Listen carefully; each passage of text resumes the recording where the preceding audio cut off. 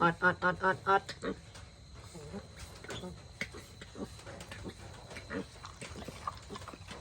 มาเฝ้าหมูน้อยเหมือนเดิมพี่น้องวันนี้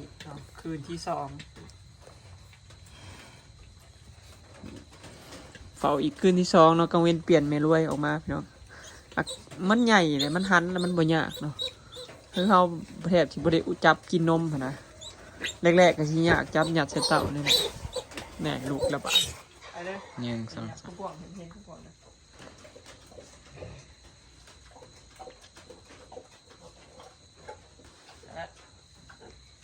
แม่เป็นลูกแล้วพี่น้องแม่เป็นลูกแล้วก็จับมาอยู่ในคอก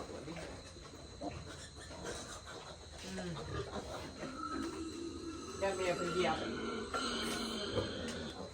แม่เป็นกระบอกได้เหยียบดอกแต่ว่ามันจะปลาแหละแม่เป็นโม่พี่น้องบ่ได้ถ่ายผู้เจ้าดอกบ่ได้สวบผู้เจ้าตัวให้หมูตัวให้นะมีตัวเดียวสวบผู้เจ้าไปจับลูกคนบ่ได้ได้ไล่สวบเลยได้ตัวนี้นะโม่นั่งกันเฮงๆหมูบอยนะโม่เบิดพี่น้อง2ตัวหมูอีแม่ตัวเดียวนั่นแหละสวบก็ถ้าเขาไปจับไปบายถึงเรียบร้อยอยู่แล้วไม่เนาะสบายดีเด้อพี่น้องสบายดีบัสขู่สุกคนเนาะสบายดียามค่ำพี่น้องบอยก็ออกมาเฝ้าหมูมือนี่คืนที่2เนาะเฝ้าลูกหมู7ตัวบ่ได้นอนน้ำอลิสมือที่2นะเบิ่งนี่คิดฮอดลูกเจ็บจ่อยเฝ้ากับบนยากน้องมันหันแล้วภาษาบ้านเฮากับมันหันก็คือมันแข็งแห้งแล้วเครื่องเขามีแต่จับเอาขอให้กินนมน้ำแม่ที่สื่อเขาบนได้ยากแบบจับหยัดเสเต้านมนะมือแรกนี่มันยากแบบจับหยัดเสเต้านมยังกินบุตรอันนี้ใหญ่เลยเนี่ยมันกระเดี๋ยวลูกเดี๋ยวตื่นนั่นนี่แหละพ่อกะระวังเอาตอนเอากินนมหยัดแม่ถูกลูกมาเหยียบแต่ว่าบอยกับซีเบิ้งนะพี่น้องว่าประมาณจักมือจากสีเล็บจากสีเศร้าเฝ้ามันซะเพราะว่าถ้าเกิดว่าลูกมันแข็งแห้งไว้มันอันนั้นนี่บอยกับบุกเกิน3 มื้อขึ้นอยู่กับลูกหมูเขาเองเราบุกเกี่ยวก็ว่าเผาจากมือคือขั้นลูกหมูเขาแข็งแห้งเลยมันบ่เผาก็ได้เนาะแล้วแต่เขาเผาดำขึ้นก็ได้เนาะแต่ว่าบอยเขายังจะออกมามือนี่ก็คืออย่าออกมาเบิ่งอะไรและมือนี้บอยชิลอกปล่อยอยู่น้ำแม่เบิ่งช่วงเด็กๆคนละช่วงว่ามันเที่ยงคืนหรือตี 1 ตี 2นี่บอยสิปล่อยนอนน้ำแม่เขาสอดแจงเลยลองปล่อยเบิ่งแล้วก็สินอนจอบซองฟังเสียงห้องเอาทันก้าวอยู่ได้ก็สิปล่อยอยู่ได้กลางคืนเนี่ยเอาแม่เพิ่งก็ได้ลูกจะ8 โตกันเลย7ยิ่งผู้ใดถือหวยนะพี่น้องบอยมาสิซื้ออีกแล้วแต่บอกบอยบ่มีดวงนี่ก็เลยบ่ซื้อเลยดีแต่บ่ซื้อหักคิดอยู่ว่าสิซื้อ4-5-2-5บอยแล้วก็เลขหมูคิดว่าสิซื้อรวดนี่นะถ้าเป็นซื้อก็ถืออยู่ซื้อ4-5ข้างบนน่ะแต่ว่าบอยบ่มีดวงเรื่องการซื้อเลขซื้อเบอร์ซื้อหวยนี่คือบ่มีดวงเลยพี่น้องบ่เคยสิถือเลย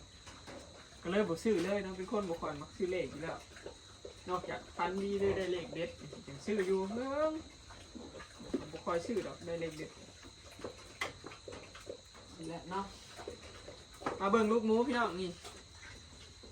ลังนอนนี่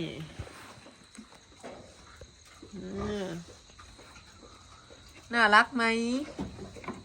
หนูน่ารักไหมครับหนูน่ารักไหม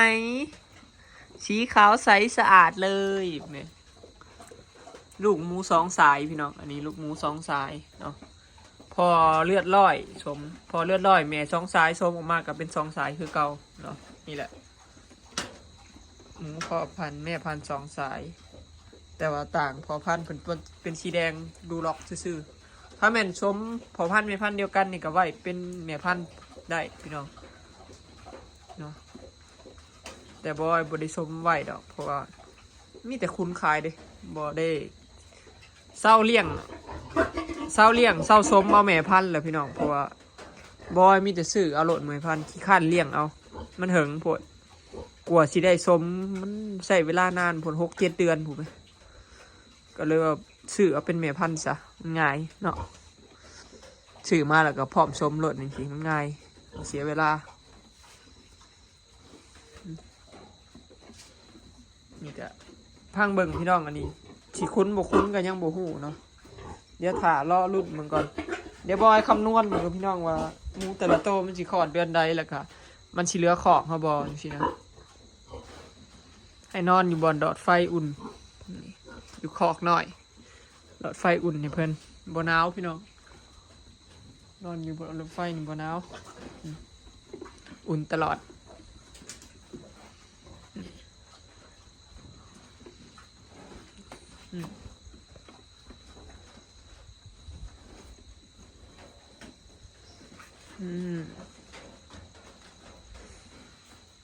เนี่ยอีก2 มื้อยังสิฉีดธาตุเหล็กให้เนาะอีก2 วัน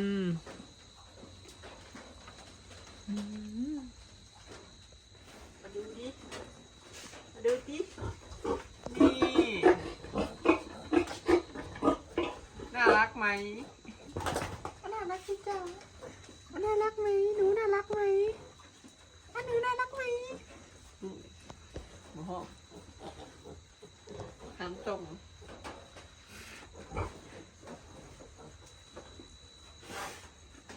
แม่คนนั้นเล่นละ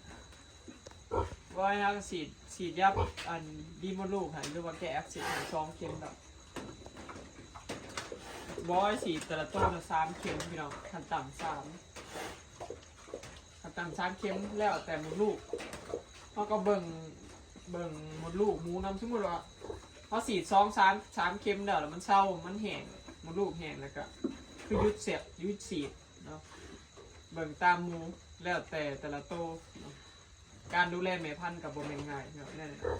เขาต้องเบิ่งเขาดูแลหลังคลอดเนาะ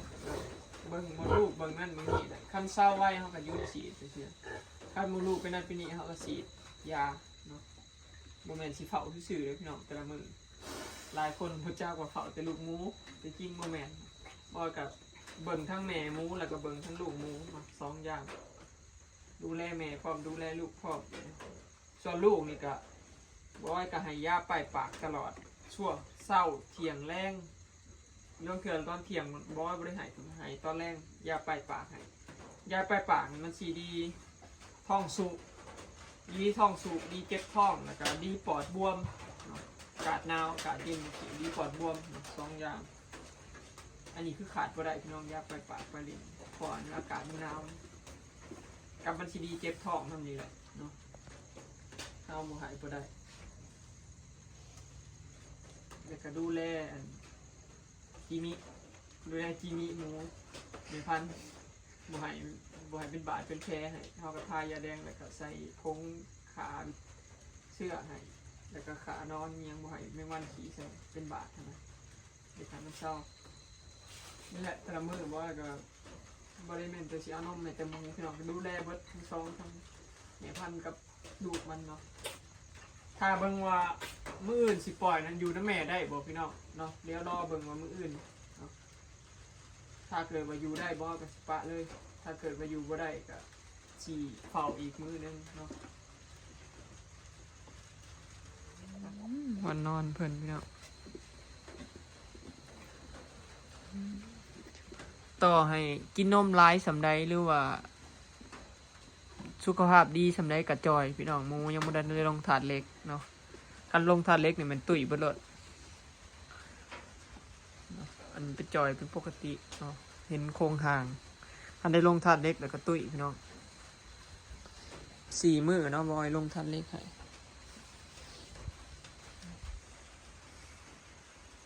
ถ้า4 มื้อพี่น้องบ่นอนผลเป็นตะอุ่นเนาะ มื้อนี้ฝนตกวางช่วงเที่ยงนี่แหละพี่น้องพอมาช่วงค่ำแล้วก็แห้งขึ้นพอเงียบนี่แหละบ่ได้ถึงขั้นแห้งหรอกพอตกพอดีแบบทางเปื้อนดินสุ่มบ่นอนบ่อนเก่าพี่น้อง บ่นอนบ่อนเก่าจ้าอยู่เปนี่แหละนอนอยู่เปเนาะบางเทื่อหนาวๆบอยกับเขาไปนอนเทื่อนนั้นเทื่อนใน แต่ว่ามันพออยู่ได้ก็เลยอยู่มันว่าหนาวอีหลีรอพุ่นน่ะพี่น้องจนแข็งเมื่อคืนนี้ได้ผ้าห่ม2พื้นเลยพื้นหนึ่งน่ะตุ่มทั้งลุมพื้นหนึ่งน่ะจิตุ่มขาแล้วก็จิกหัวหยิกเข้าหัวแล้วก็นอนหายใจจนจิบ่อยากออกพุ่นละ หนาวส่วงสิแจ้งนี่ว้าเท่าพี่น้องเฮานอนซื่อๆน่ะบ่หนาวเด้เฮานอนจิกหัวน่ะเวลาลูกแป้นเอาหมูหน่อยกินนมแม่น่ะป๊าดเป่าหมูน่ะตายแท้ๆก็สิแข็งเนาะมันหนาวแฮงเนี่ยพี่น้องช่วงเด็กเนาะขนาดว่าเฮาอยู่ในเฮือนเฮายังหนาวอ่ะคิดเบิ่งเฮาอยู่แบบแน่นี่เนาะหนาวแฮงเลยพี่น้องพอเฮาลูกไปเฮาบ่ได้นั่งลงเด้คันที่นั่งลงไปในบ่อนหมูบัดนั่งเฝ้าหมูบัดมันเมื่อยมันปวดขาเด้มันหึง อาศัยนั่งตามมันแถวอันคานของหมูนะใครแน่นั่งเลยยืนนะใครแน่พี่น้องมันบ่ค่อยปวดขาคันนั่งนี่ปวดขาแห้งขนาดเพิ่มลูกหมูสิกินได้คันนั่งลงกับบ่หนาวคิดง้อช่วงตีสองแล้วก็ตี3ตี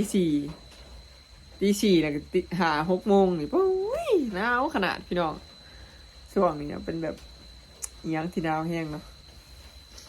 สุดยอดเลยเด็กๆไปช่วงเที่ยงคืนนี่ยังหนาวอยู่แต่ว่าบ่หนาวปานใดช่วงน้ำหมอกลงช่วงตี 2ตี 3เลยว่าตี 4ตี 5 6 โมงว้าวหนาวแห้งพี่น้องเนาะเดี๋ยวถามเบิ่งว่าสิเฝ้าฮอดมื้อใดเนาะหมู่อีแม่ของนี่ก็เฝ้า3 มื้อที่สาเหตุบ่ให้เฝ้า3 มื้อคือมันบ่แข็งแรงเนาะตัวนี้มันมีขาเป๋ขาหักขาโค้งก็เลยได้เฝ้า3 มื้อแล้วก็มันบ่รอดเนาะมันขาพิการว่าซั่นนะมันไปบ่ได้ถ้าแม่นใหญ่มากมันก็เลี้ยงบ่ใหญ่เนาะหรือว่าออลีพี่น้องเคยเห็นอยู่ฟาร์มใหญ่เขาเจ้าก็ปล่อยแล้วเด้บางคนเขาเจ้าก็ขาแล้วบ่ให้มันทรมานว่าซั่นซะบ่ให้มันใหญ่มากแล้วมันทรมานแบบมันพิการนะว่าง่ายซะพี่น้องแบบใหญ่มันก็เลี้ยงมันก็บ่ใหญ่นะบางคนเขาก็ขามันตั้งแต่น้อยบางคนเขาก็ปล่อยมันอยู่นำแม่ตามเวรตามเกรรมไปเฮาก็เดี๋ยวในเฮาก็ซอยมันซ้ำได้อย่างนะซอยมันซ้ำยื้อชีวิตมันได้นะพี่น้องมันหลอดบ่หลอดก็แล้วแต่มันเนาะบ่ก็นอนเฝ้า3 มื้อแต่ก็บ่หลอดคือเก่ามันบ่สมบูรณ์ร่างกายมันก็บ่แข็งแรงเด้บ่ให้นอนแต่ละมื้อก็เด้อเติบอยู่ประมาณ10 โมงเนาะนอนเมื่อคืนนี่11 12แล้วแต่ว่าหมูมันสิกินนมแล้วยามใดบ่เกี่ยวกับเวลาสมมุติว่าหมูมันกินนม10 โมงนี่สิกินนม9 โมงเนาะบางเทื่อมันแล้วตอน10 โมงอยู่ว่า11 โมงนี่สิเฮาก็ได้นอนยามนั้นพี่น้องหมูเช้ากินนมยามใดก็ได้นอนยามนั้นเมื่อคืนนี่ก็แทบสิบ่ได้นอนคืนแรกมันภาวะนะพี่น้องหมูห้องน้อยหนึ่งก็ตื่นนะเฮาแบบเฮากำลังนอนหลับปุ๊บประมาณ30 นาทีหมูห้องก็ลุกขึ้นมาอีกหมูห้องปุ๊บลุกขึ้นมาอีกประมาณเอาไปมาแทบสิบ่ได้นอนซะบ่เลยนอนก็แบบแป๊บเดียวแล้วก็ได้ลุกนะ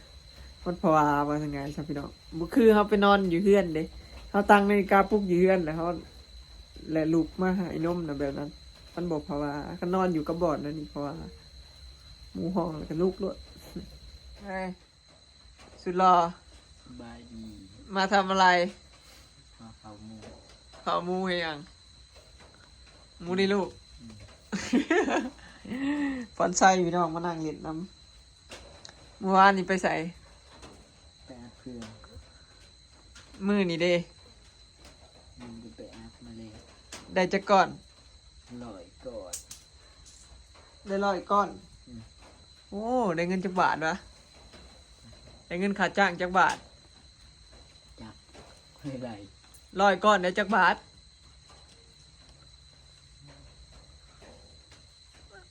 ทำงานอันนี้ปุจักคนได้จักบาทโอ้ได้ไล่เจ้าไหนเขาก็ตัว100 ก้อนได้100 บาท100 ก้อนได้100 บาทโมแม่นเนาะ100 ก้อนได้150ตัวเชียวป่ะฮะ 100ก้อนได้150ตัวสิเอาบ่ ได้ซ่องนั่นเลย บ้า อ้าว ได้ก้อนละจักบาทตัวใด 2 บาท 100ก้อนก็200บาท เออ โอ้ยเขาตัวเอาให้150ก็เอาบาท ให้อาชีพก็เข้าได้อาชีพ โอ้ เหมือนเครื่องบหลายไปอัด เบิดแล้ว 2-3 บอลมีปักซ่องย่างอยู่งานหนึ่ง ยังอีกอันหนึง แต่เมื่อนี้เขาบอกว่า